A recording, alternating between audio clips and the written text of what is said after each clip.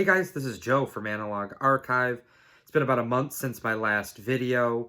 Had a chance to go on a few different record store road trips this month, along with going to VinylCon in Philly for the second time 2 weeks ago, and came back from the different trips along with the fair with a lot of great stuff. Some records I didn't really ever think that I was going to find, other than maybe resorting to Discogs or maybe like a private person on Instagram. But yeah, came back with a lot of great stuff that I'll show in this video. So to get started, went to New York City into Brooklyn at the beginning of May.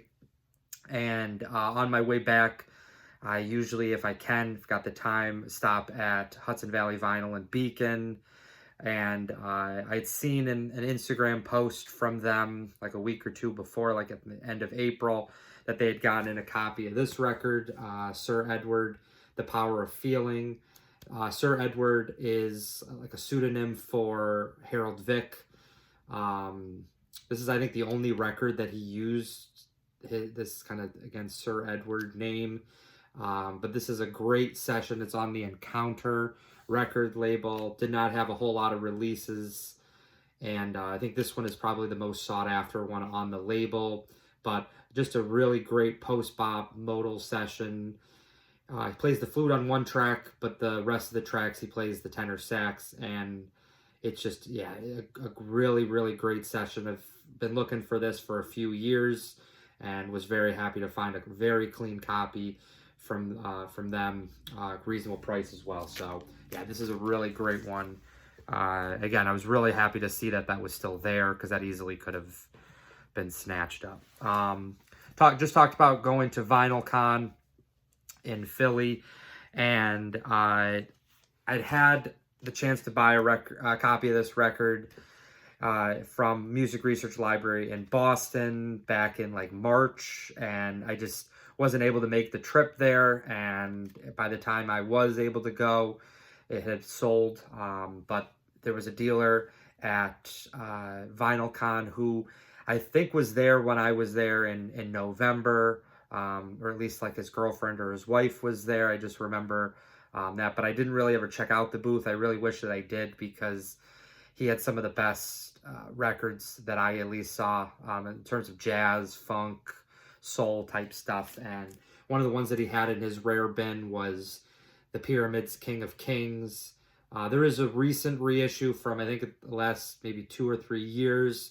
Can't think of the label that it's on, but you can get, there's like a box set that has all 3 of their recordings from the 70s. There's 2 versions of 2 cover versions, at least. The labels are the same for both, but this one is the blue kind of stripe at the top, and then there's one that has a black stripe at the top. So this is just a really great free jazz, free improvisation meets like African soul jazz, spiritual jazz.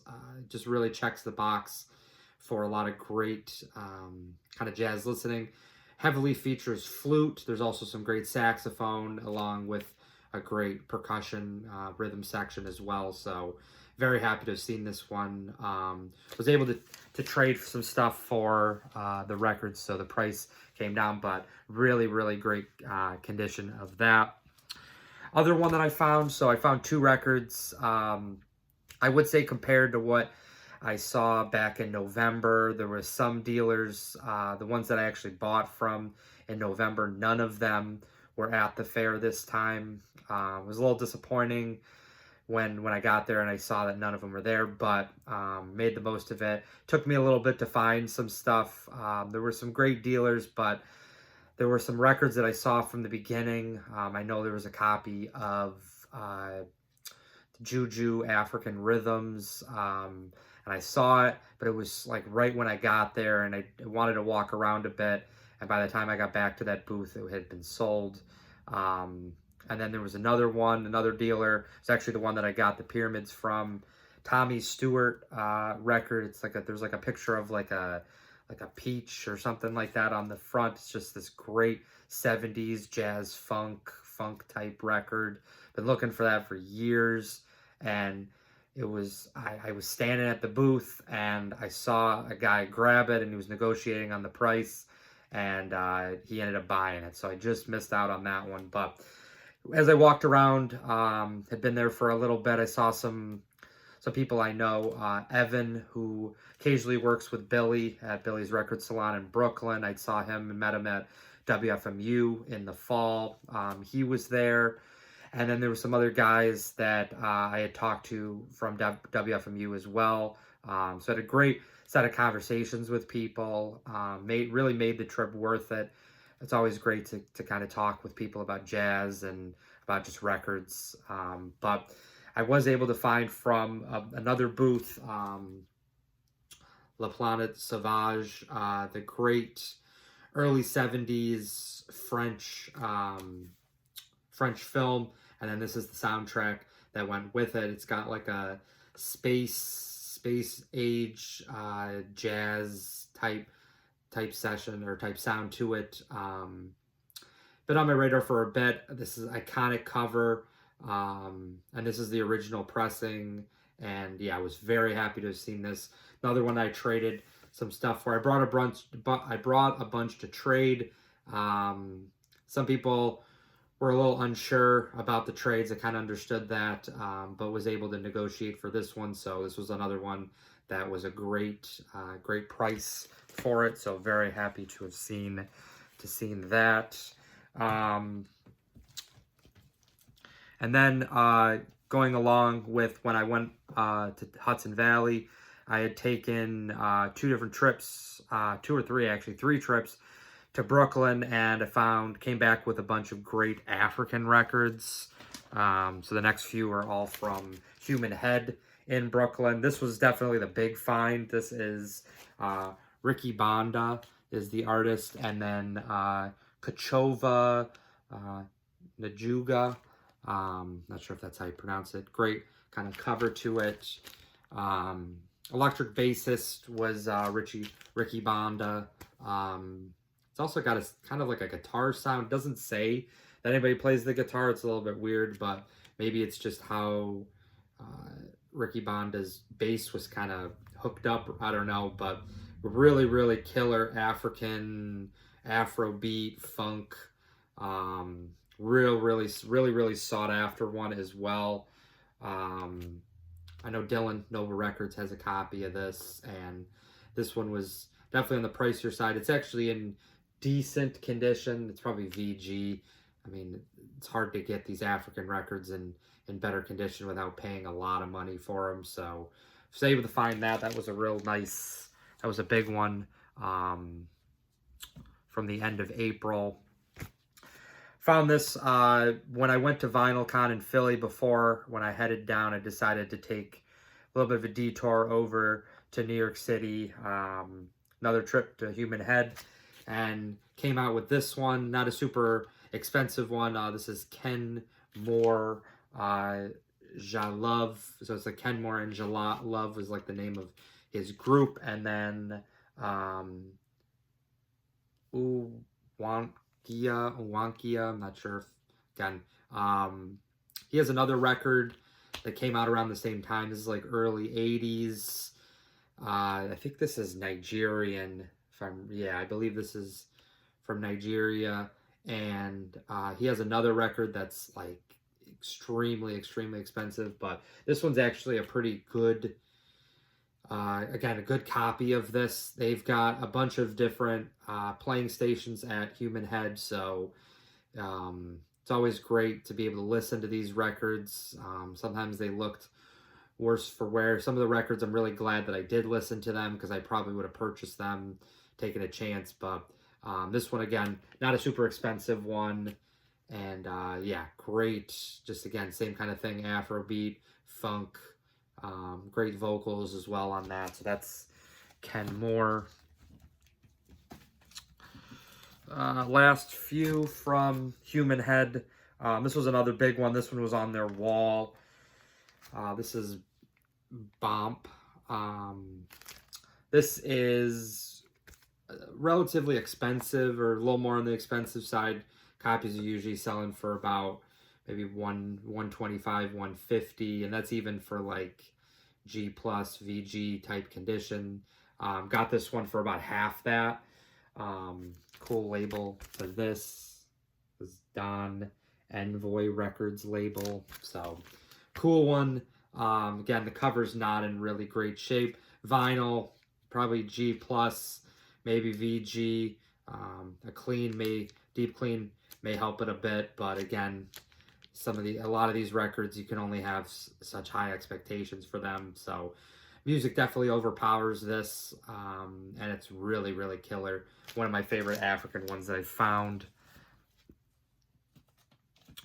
This one was the Cheap Heat from, they'd gotten in a South African collection, I think like maybe early to mid March, early to mid March. And when I was there in the beginning of May, they still had the bin that had some of like the lower priced South African releases, and this one caught my eye. Always love saxophone, and again, if it's like African with saxophone, that's a great combination for the type of music I like, that I've been listening to more recently. So this is Mandla is the artist, and it's exactly kind of what it looks like. It's really killer African jazz funk, really, really heavily features the saxophone. This is another one. This one's kind of like the bomb. This one's not as expensive. I would say this is probably like a $50 or $60 record, but I paid $25 for this record, and it's in actually, again, cover looks pretty rough. I played it at the store. It played okay, but then actually when I got it home and I was listening to it through my system, it sounded a lot better. Really, really pretty clean. I would say, again, probably VG, one of the nicer African records that I have. So I was really, really happy to have found it. Again, did not pay a lot for this.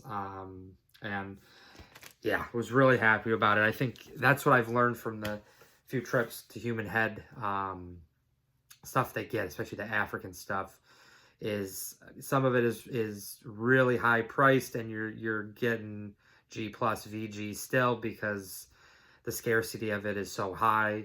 But you're also having the opportunity to find records that you're probably never going to see unless you're willing to buy from either Africa or buy from maybe somebody in Europe, or maybe you get lucky and there's somebody in the States that's got some stuff, but you can't really guarantee the condition on a lot of that stuff. And again, you're still paying up. You may still be paying a few $100s for these records. So having the opportunity to be able to see these records in person, be able to listen to them and then make the decisions is definitely what I'm aiming for. So having the opportunity at Human Head, can't overstate how great the store is. And I'm excited to go back whenever that may be. So that was a big one. One record from Discogs this month. I actually saw this at VinylCon, same booth that I bought the Pyramids record from. He had a bunch of different lower priced, maybe like under 40, 30 or $40. Yeah, probably was under like maybe $40. And I saw this in his like world section. And this is Uroy, this is Dread in a Babylon. I'd first become aware of this record maybe like 3 or 4 weeks ago. I saw a article on Discogs that was talking about like early dub and like reggae type records, and this was, I think, the first record that they had talked about in the article. Cover is very like eye-popping, really, really great cover as well. This is, again, this was from 1975. Originally, there's a Jamaican pressing. It's got a different cover, darker cover. I think Dom, Seeking a Thread's got a copy of that. And this is the US version on Virgin. There's really not a huge price difference between the Jamaican and the US. Similar to the African records, though, Jamaican records, all the copies, at least I saw on Discog, there's probably maybe 4 or 5 copies of the Jamaican release, and they were all like G plus VG, and you were still paying like $75, $100 for it. Got lucky, found a record store in Nebraska that had a copy $40. Pretty much the going rate. Sells usually probably between 40 and 50.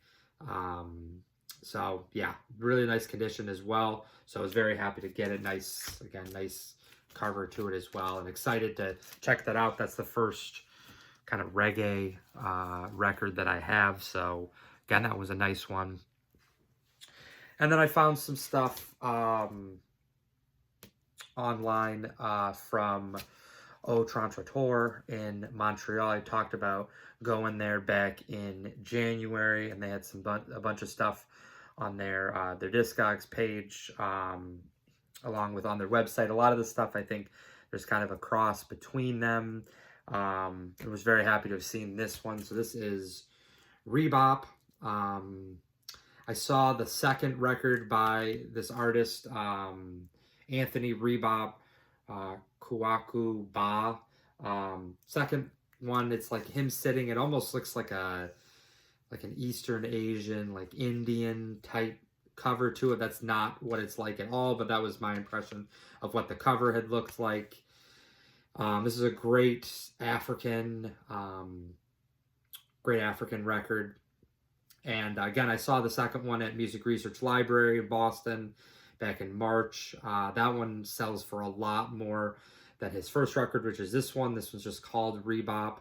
And this is usually like a $25, $30 record or so, maybe 35, but really nice condition on this. And I dug this one a little bit more than the second record. And again, price tag much easier on the wallet as well. So really happy to have found this one. It's on the Island Records label. So yep, that was a great one to grab.